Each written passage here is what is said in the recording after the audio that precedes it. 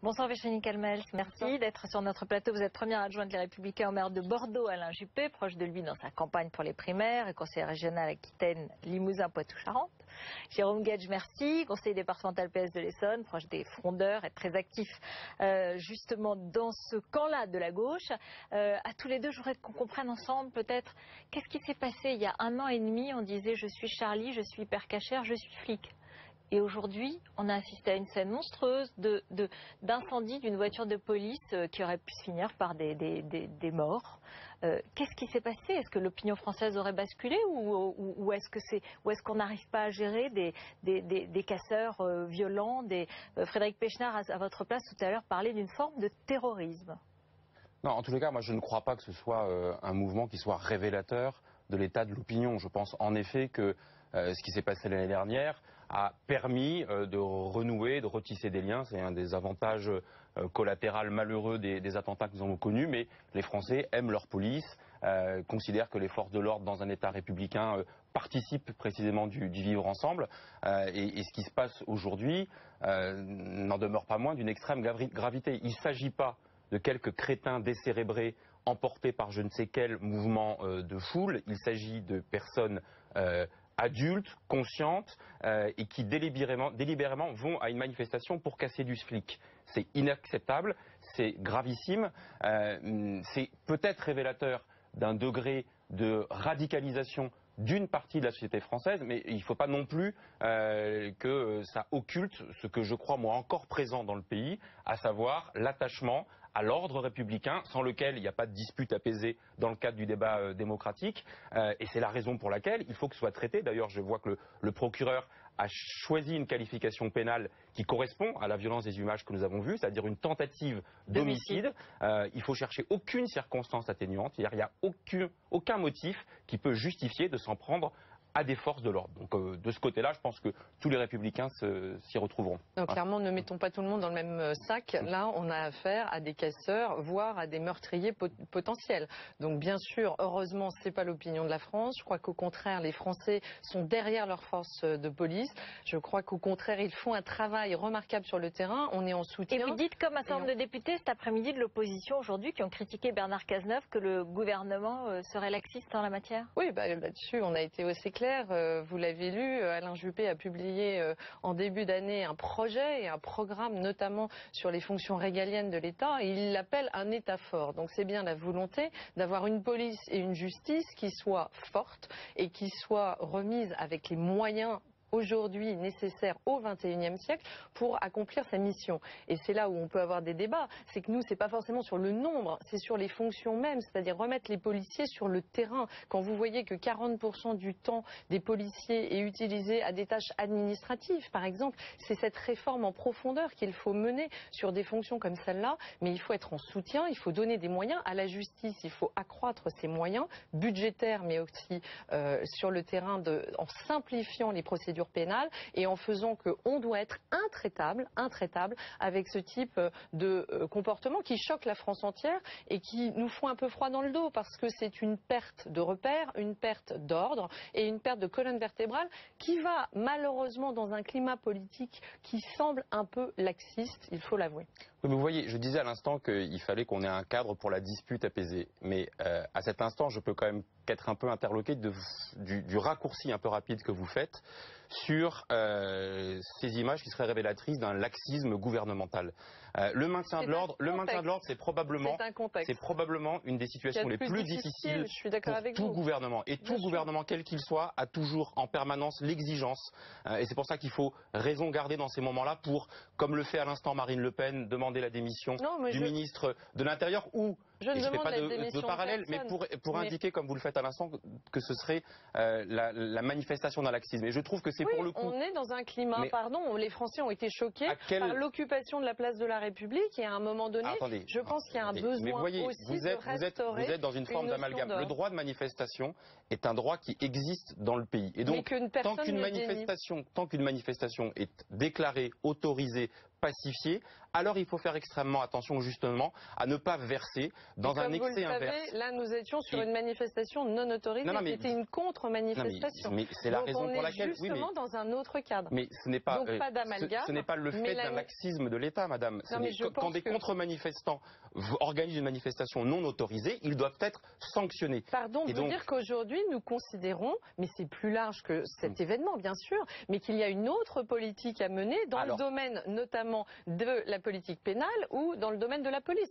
C'est ça le sujet. Libre à vous. Non, mais et cet élément ne doit pas être évidemment. Et d'ailleurs, je viens de le dire, Alain Juppé s'est prononcé bien avant ces événements. Donc c'est pas cet événement qui déclenche le fait d'avoir la volonté de mener une autre politique dans ce pays. Mais je crois que ces images vont choquer les Français comme beaucoup d'autres qui ont précédé, où on a quand même besoin de restaurer un ordre et mais vous ne faites pas l'amalgame. Non, je ne fais pas d'amalgame, mais je ne demande pas. Non, parce que je ne demande pas la démission de tel ou tel. C'est pas une utilisation, c'est un rebond, si vous me permettez, sur un événement d'actualité. Alors c'est d'autant plus cocasse, je me permets de réagir juste sur un point, parce que vous nous disiez c'est pas une question de moyens, c'est pas une question de quantité. Non, c'est une question de moyens, mais pas de quantité. C'est là où nous ne sommes pas toujours d'accord. Je l'entends maintenant, cet élément de langage chez les Républicains, qui est sorti par tout le monde, d'ailleurs par tous les candidats, pour faire oublier... Ça doit être du bon sens alors. Oui, non. Le bon sens, c'est juste de rappeler que sous Nicolas Sarkozy, j'entendais M. Péchenard tout à l'heure nous expliquer que tout allait sous le meilleur des mondes entre 2007 et 2012. C'est quand même ce gouvernement de Nicolas Sarkozy et de François Fillon, dans lequel siégeait Alain Juppé, qui n'a pas hésité à supprimer 12 000 postes de force de l'ordre dans le pays. Alors vous allez me dire, ah oui, mais c'est pas la quantité qui compte. Enfin, excusez-moi, mais pour organiser une présence. Et un des enjeux que la gauche a mis sur place, et je suis heureux de le souligner, c'est de réhabiliter. Chaque jour, vous le savez. Ça veut dire que nous vivons dans un contexte différent aujourd'hui et depuis les derniers attentats qu'il y a quelques années. Vous êtes en train de dire aux Français qui nous regardent qu'en 2012, les questions de sécurité étaient parfaites, tout allait dans le meilleur des mondes et que donc on pouvait se permettre de supprimer des postes de fonctionnaires, de douaniers, de gendarmes. Alors, de la caricature, c'est pas du tout ce que je veux expliquer. C'est ce que disait M. Péchenard tout à l'heure, en disant la délinquance baissait, donc on pouvait supprimer des postes de policiers. Je suis assez d'accord avec ce que disait M. Péchenard tout à l'heure. Et là-dessus, effectivement, nous sommes en ligne. Je considère qu'effectivement, les conditions ne sont pas les mêmes et que nous devons adapter nos politiques aussi vraiment aux circonstances. Pour autant, la question du nombre que vous brandissez comme étant une critique, moi, j'ai pas envie de tomber dans cette critique. Vous reconnaissez quand même que cette augmentation des effectifs, elle était utile et elle a été faite par la gauche. Mais bien sûr, oui, enfin, elle va être faite. Elle a été faite. Les postes ont été votés. Ils sont formés, les élèves. J'en ai rencontré quelques-uns. Ils sont formés en ce moment. Pardon de vous dire qu'on n'est pas là que dans du débat politicien. Moi, je crois au pragmatisme et au réalisme. On vote des crédits, mais tout le monde sait que pour déployer les forces de l'ordre, voter, ça va prendre du temps. Donc, de ce point de vue-là, pardon, je n'incrimine pas le gouvernement. Je dis simplement que c'est une réalité et que entre le moment où on décide et où le moment où on exécute, malheureusement, dans ce pays, il se passe beaucoup de temps. Parfois, on n'a pas le choix parce qu'il faut simplement des moyens humains. Parfois, c'est parce qu'on est trop lent ou trop lourd dans nos processus. Mais en ce qui concerne les effectifs, pardon de vous dire, ce n'est pas la seule réponse. Et Alain Juppé y répond très bien. 40% des temps des policiers sur des tâches administratives. Vous voyez bien qu'on pourrait faire autrement, qu'on pourrait recruter des gens qui ne sont pas des fonctionnaires de police, qui n'auraient pas le même statut, qui seraient des administratifs, redéployer des administratifs de la fonction publique sur la police qui a des besoins, qui a besoin d'augmenter ses moyens. Et c'est dans les propositions que fait Alain Juppé dans son livre Pour un État fort. On fait le lien, moi j'ai lu attentivement Pour un État fort, je lis tout ce qu'écrit Alain Juppé très attentivement, mais je fais le lien avec ces propositions économiques dont vous nous parliez à l'instant. C'est-à-dire que dans le même temps, on nous dit il faut préserver des missions administratives, des missions régaliennes, et puis on a tous les candidats à la primaire des Républicains qui sont dans la course à l'échalote. Alors pour un, c'est 300 000 fonctionnaires de moins, pour l'autre, c'est 600 000. Pour Alain Juppé, c'est 80 à 100 milliards de baisse de la dépense publique, mais à un moment donné, on met des noms. C'est quoi? C'est dans les hôpitaux, c'est les infirmières, c'est les enseignants, c'est le régalien, c'est les chercheurs, c'est dans les crèches. Enfin, je trouve qu'il y a un moment où on manie des choses. Monsieur Gage. Il se trouve que dans le monde de la vie réelle, aujourd'hui, les chefs d'entreprise, la vie politique et la vie réelle, vous faites de la politique, madame, aujourd'hui. Donc ne cédez pas cette facilité de dire que c'est pas la vie réelle. Vous tirez une balle dans le pied en disant ça. En l'occurrence, je me tire aucune balle dans le pied. Je suis engagée pour mon pays et je vois les différences entre le monde politique et et le monde de l'entreprise. Pardon de vous le dire, mais les artisans, les commerçants, les TPE, les PME, ils ont subi une révolution qui s'appelle le numérique et tous les jours ils se battent en transformant leur modèle. Pourquoi l'administration ne pourrait pas le faire? C'est là qu'on a des gisements d'économie dans ce pays. C'est en transformant le fonctionnement de l'administration.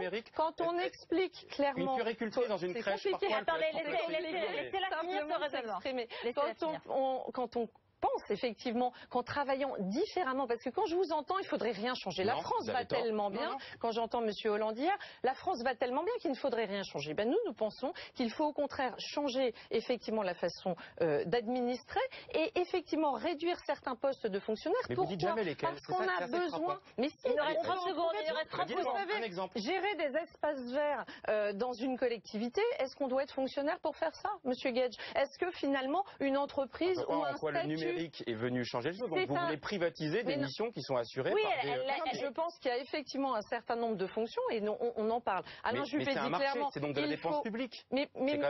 C'est la collectivité qui va passer un marché, donc ça reste une dépense publique. Vous n'avez pas compris le sujet de l'efficacité de la dépense publique. Réduire la dépense publique veut dire simplement essayer de travailler à l'efficacité de cette dépense publique. Mais c'est moins de services pour la population, vous verrez au final. Et c'est là où vous trompez les gens en disant ça. C'est pas moins de services, c'est un service plus efficient. Pourquoi dans la sphère privée, les gens réussiraient à le faire?